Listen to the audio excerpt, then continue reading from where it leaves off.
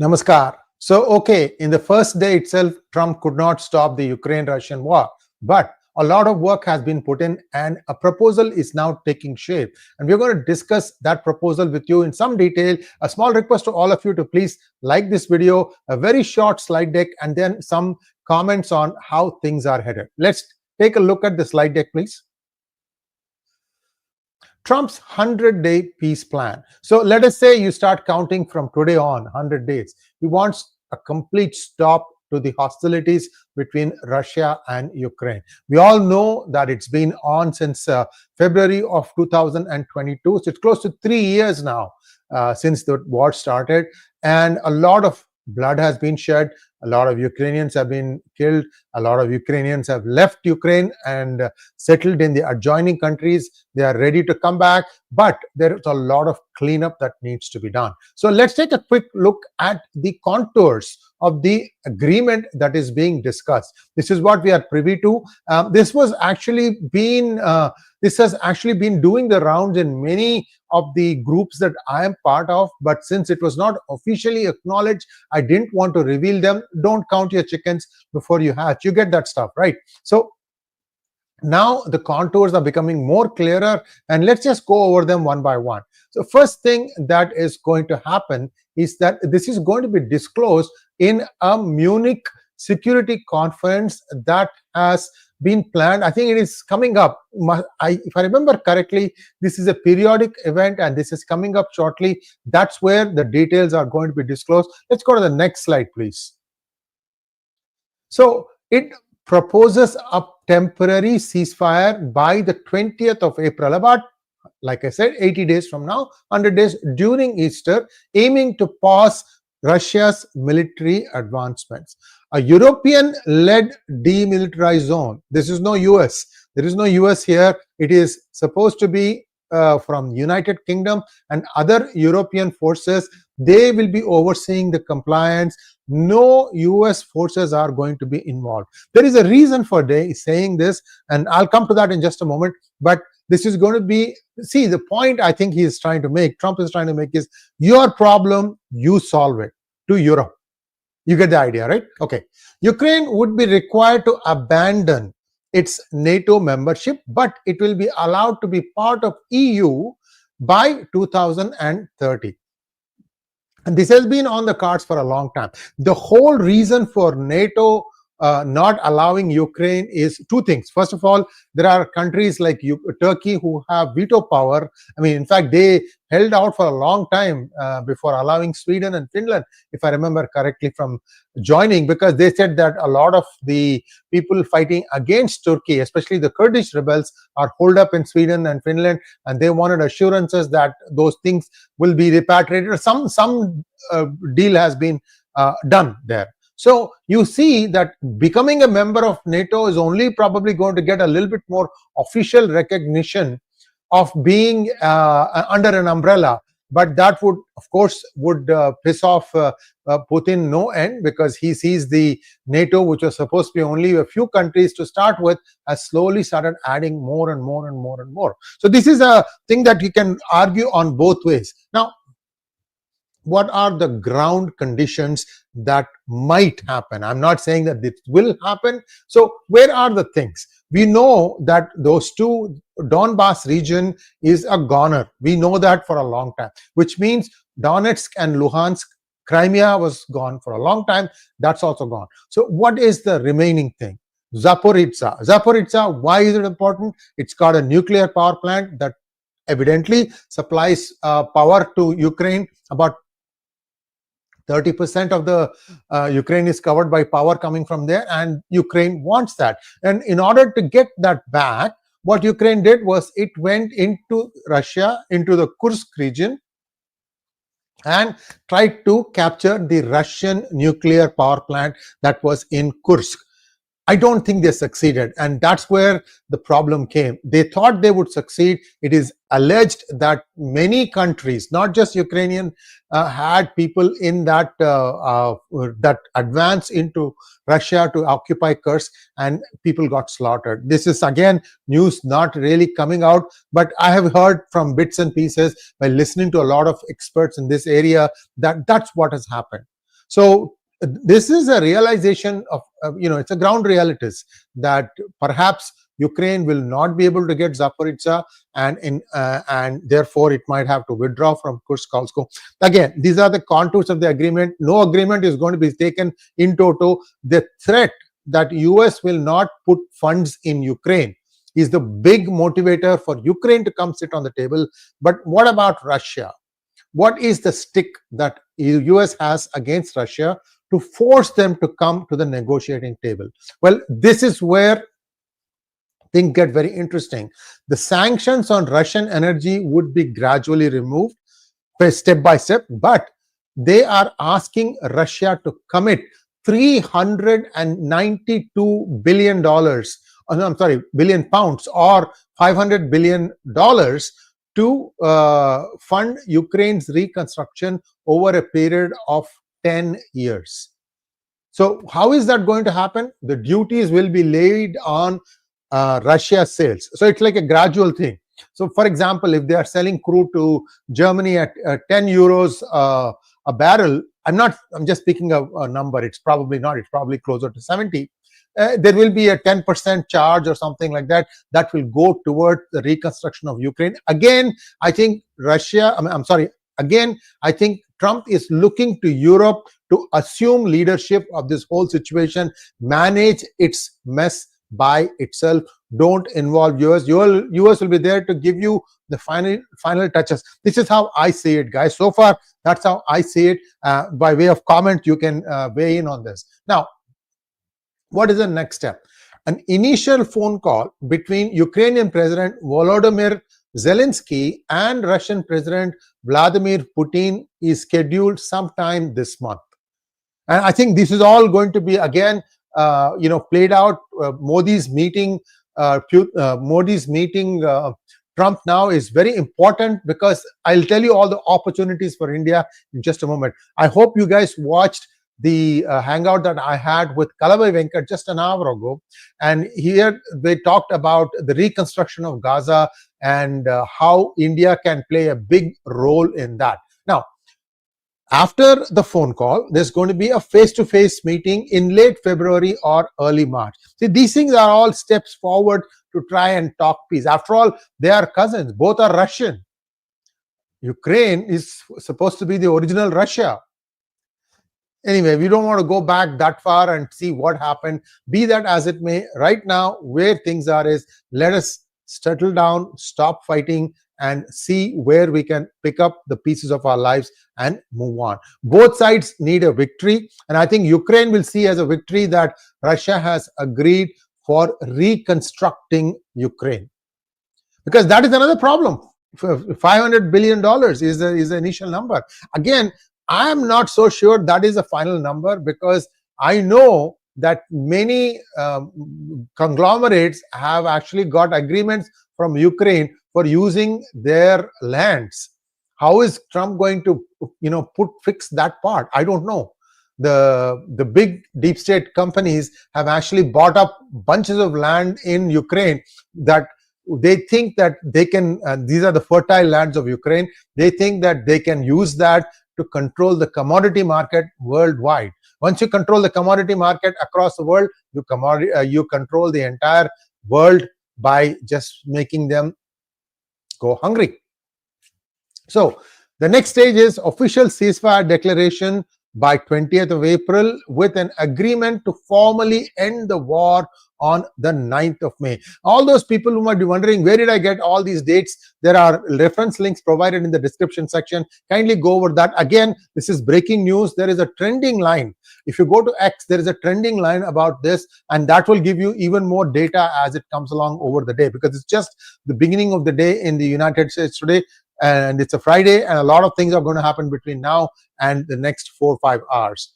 Now, lastly, Kiev would be required to halt troop mobilization and not extend martial law. Essentially, return to normalcy as far as Ukraine is concerned. Now, if any one of these steps is not followed, Trump has vowed that he will be imposing additional economic sanctions on Russia. The plan's focus on neutrality and territorial concessions has divided global opinion, with Ukraine's allies remaining cautious about endorsing it. So it's going to require some arm wrestling. But the biggest point here, the biggest stick that the United States or Trump has, is the fact that there is going to be no more money for Ukraine to fight their war against Russia. That should be a big deterrent, because Europe is also, right now in a lot of pain, because each country has its own recession to deal with. So they are not in a position to fund this thing. So I think these things will settle down very fast. Now, we should be happy that it couldn't be brought even the promise was that he'll end it in one day, but at least Trump has been at it. Even as soon as he won in November, he had actually appointed somebody to carry out the negotiations, and now you are seeing the fruit of all that effort. So they have been working very hard in the back rooms right from the day they won the election, guys. And I think we should commend Trump for accomplishing so much in the last 20 days, or even 15 days, I should say, 15, 16, whatever the number, right? So he's been doing a lot of stuff. So everybody will be congregating in this Munich Security Conference, and NATO allies, the EU, everyone has their role cut out. They need to understand that for the bigger purpose, they need to give up some of the smaller grudges here and there. They did this, these people did this thing, those people did that thing, and so on and so forth. Just in the interest of mankind, I hope that everybody sees clear through this mud and says, okay, let us end this war and let us move forward with our lives. Now, let's come back to specifics of what could be happening in the meeting between Narendra Modi, who is visiting Washington, D.C. To meet with President Trump. First of all, this is going to be also one of the big things. The other thing is, of course, the taking back of the illegals. That would be one way.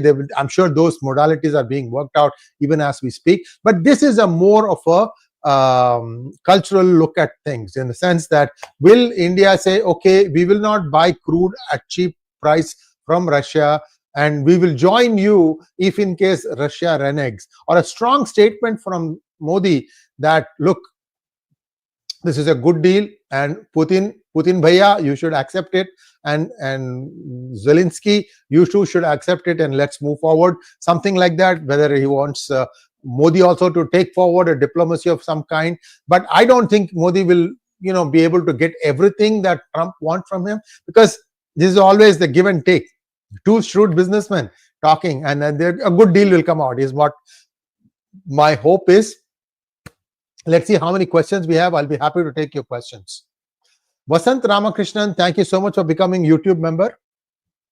Magnet Ranga wants to know, great if the war stops, would Bharat have a chance at rebuilding Ukraine and opportunity to benefit from the huge mineral reserves? See, Bharat doesn't make a deal where they'll say, okay, we will give you this, in exchange you give this. There are already many shipments going on back and forth between Ukraine and Bharat. And the way I see it is, yes, there is scope for Indian workforce to come rebuild Ukraine. But before that, the land mines have to be removed. That's a huge problem. And that part is something that is still work in progress. That would be the one that will determine how successfully the rest of the other things play out. Certainly, India has a huge role to play, and ISKCON has a very strong presence in Ukraine, and this culturally also there's a good attach. I don't see why India will not be able to provide the manpower resources that's required. See, that is the one good thing about India. Semi-skilled labor, tick. Skilled labor, tick. All these things can be done, and that's why I'm hoping that Trump and Modi come towards a working manpower exchange agreement, wherein they will be able to have a set template that can be carried forward for the rest of the world, especially from India's point of view, saying, you need so many people for so many months, here is the process, here is how we're going to do it. It could even be a special passport that allows them to work only on that particular task and in only that country, because you have to put some restrictions around this thing. Otherwise, people will again start floating away, and that would not serve the purpose. So we'll have to wait and see how that plays out. Next question, please. Known Sniper wants to know, how does Bharat find its role in reconstruction of Ukraine? It's will companies like L&T and other infrastructure companies have any role, given that they are cheaper than others? Well, L&T has a habit of not moving fast enough. Sorry to be brutally frank. Whether L&T takes its own sweet time. In fact, one time I was trying to meet with somebody in their construction business, and I had sent an email saying that I'm coming to India in a month's time. I'd like to meet with you for 1 hour. And the response came back after I came back from India to the US, saying that yes, we would like to meet. The person who responded didn't even see the dates I had provided in the email, saying these are the dates I'm going to be in India. So L&T has its own inertia. Let me just put it that way. Some groups are faster, some groups are slow, some are, tortoise will fancy its chances. So L&T as a group may move, and maybe that's why the CEO said you need to work 90 hours a day. Say, look, 90 hours a week. I'm not making fun of it. I'm not saying it is right or I'm wrong. There are companies who are not as fast as maybe some of the newer companies which can actually move very, very quickly. And why should it be only the existing companies? Why can't new companies be formed? Why do you think Adani is so successful, especially bagging contracts outside of India? Those people actually look at performance. They don't look at the fact that Adani may be friends with Modi. At the end of the day, somebody has to deliver what he is promising.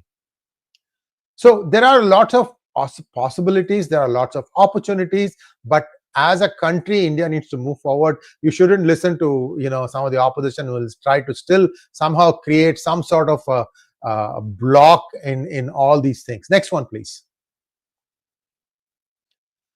Ashutosh Datta, Sree Iyer ji, aren't you rushing to speculation a bit too fast while geopolitical scenarios are changing very fast, often in unpredictable course? It's already over a month and a new dimension emerges. I don't think so. Do you think you would have... Somebody is saying that it was not L&T, but it might have been Infosys. Some companies move quickly, others not so much. That's all I can say. I've dealt with many of these body shop companies. Sorry to say body shop outsourcing companies. Shall we say that? I've dealt with them. Some are good, some are okay, and some need improvement, and some are aggressive, but they don't have the what I would call as a stuff to back up their aggression with. It's a mixed bag. Let me put it that way. I don't think I am speculating too much, Ashutosh Dattaji. This has been, like I said, information has been coming to us for a long time now. Now things are beginning to take shape. Already people are screaming about the DOGE's act because a blanket ban has been put, and many genuine projects are also on hold. I think the Elon Musk government, or not, I should say not government, the DOGE group, when they put some things on pause, and there has to be an efficient redressal mechanism, because sometimes you are taking a hatchet to this stuff. Many genuine projects also may have been put on hold. You have to have a quick redressal mechanism to go back and find out, like, look, is this connected with DEI or something else? Is it a critical part for something else to function properly? Especially when you're talking about just keeping 643 people in USAID and letting go of the remaining 9,000 plus people. The head count was around 10,000 for USAID.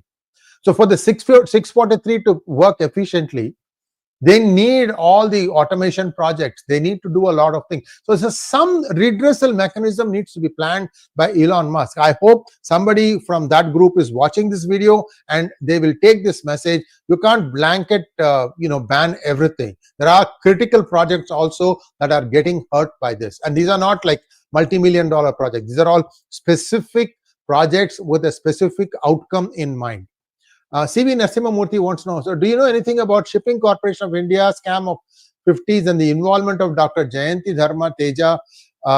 Nehru supported this man a lot. Was Nehru behind this scam? It's possible, Narasimhamurthy Garu. I don't know. There are so many scams. Nobody gets caught. See, that's what encourages people to keep doing it again and again and again and again. Next one, please. E wants to know, Trump might have thought being a bigger hothead would stop others. Gaza shifted Middle East strategies, while in the Russo-Ukraine war, both sides might need a wake-up call to end the fight. I agree with you. Let's see. Sagar Jackie wants to know, will there be any discussion between Modi and Trump on POK, Bangladesh and fifth generation fighter jets? It's possible. Anything is possible. All the topics are on table. I don't think they're going to say anything right now, but what might happen will be a press conference where both sides will come and address, just like the way you saw Netanyahu and Trump address that, and that will happen, and people will have questions for Modi. They can ask Modi questions at that point of time. 𝗟𝗏𝗏 wants to know, Sree, what about rebuilding Ukraine with fertile lands in the hands of US? I told you, right, 𝗟𝗏𝗏𝗏, this is one of those items that are still left out. It's for the deep state to make sure that they elegantly come out of it. I don't think they should be owning land outside. I mean, these are all distress sales.